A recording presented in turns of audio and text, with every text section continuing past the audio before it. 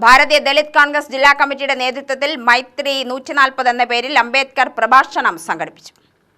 ഭരണഘടനയുടെ 75ാം വാർഷികത്തോടനുബന്ധിച്ച് ഭാരതീയ ദളിത് കോൺഗ്രസ് സംസ്ഥാനത്തെ 140 നിയോജകമണ്ഡലം കേന്ദ്രങ്ങളിൽ അംബേദ്കർ പ്രഭാഷണങ്ങൾ നടത്തിവരുന്നുണ്ട്.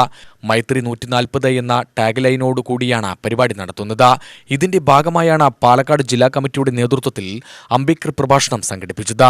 ഭരണഘടനാ ശില്പി ബാബാ സാഹിബ് അംബേദ്കറെ പരസ്യമായി അപമാനിക്കുന്നതിനും അവഹേളിക്കുന്നതിനും നേതൃത്വം നൽകുന്ന BJP പുലർത്തുന്നത് വിദ്വേഷ രാഷ്ട്രീയമാണെന്ന മുദ്രാവാക്യമുയർത്തിയാണ് പ്രഭാഷണ പരിപാടി നടത്തിയത്. പാലക്കാട് അഞ്ചുവിളക്കിന് സമീപം DCC പ്രസിഡന്റ് തങ്കപ്പൻ ഉദ്ഘാടനം ചെയ്ത പരിപാടിയിൽ അഡ്വക്കേറ്റ് പ്രകാശ് തച്ചമ്പറമ്പിൽ അംബേദ്കർ പ്രഭാഷണം നടത്തി.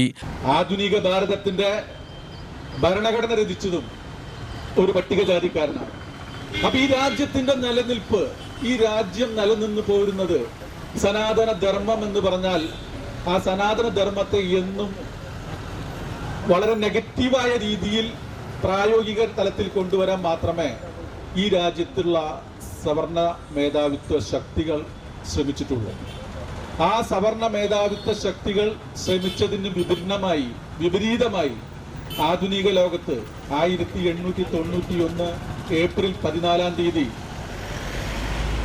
ഇപ്പോഴത്തെ മധ്യപ്രദേശിന്റെ ഒരു ഭാഗമായ മെയ്ത് എന്ന സ്ഥലത്ത് മെഹർ എന്ന പട്ടികജാതി വിഭാഗത്തിൽ ജനിച്ച ഭീംറാവു അംബേദ്കർ, അദ്ദേഹത്തിന്റെ അച്ഛന്റെ 14ാമത്തെ മകനായിട്ടാണ് അദ്ദേഹം ജനിച്ചത്.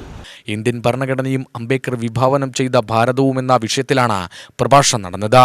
ഭാരതീയ ദളിത് കോൺഗ്രസ് ജില്ലാ പ്രസിഡന്റ് M. നാരായണസ്വാമി അധ്യക്ഷനായി. സംസ്ഥാന vice president Prem Nawaz, general സെക്രട്ടറിമാരായ S. കൃഷ്ണകുമാർ, നീലടി സുധാകരൻ, ജില്ലാ വൈസ് പ്രസിഡന്റുമാരായ K. Venugopal, K. Swaminathan, V. Madhavan, Gita Manikandan എന്നിവർ പ്രസംഗിച്ചു. ജില്ലാ ജനറൽ സെക്രട്ടറി A. രാജേഷ് സ്വാഗതം പറഞ്ഞു.